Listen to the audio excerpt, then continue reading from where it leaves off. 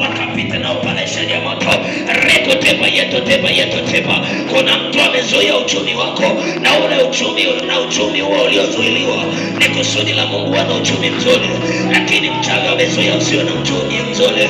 Sai aliyezuia pesa yako, aliyezuia uchumi wako, sai apigwe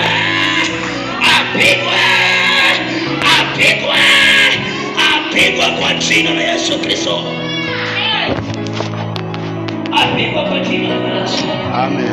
Haleluya. Amen. Yesu ananiambia hivi, mahali hapa kuna watumishi wa Mungu. Amina.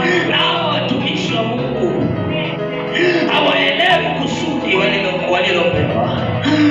Wamezubaishwa na ibilisi kwa kupewa nguvu maalum itakao kupaza, kwa sababu walikuwa ni watu wazuri kabisa ndani ya nyumba ya Mungu, lakini baada ya shetani kuona matokeo yao ni mazuri, akawatengenezea aina fulani ya magombi, akawatengenezea aina fulani ya uchungu.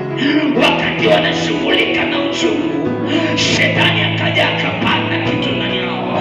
Alipopanda kitu ndani yao, wakaanza kujisha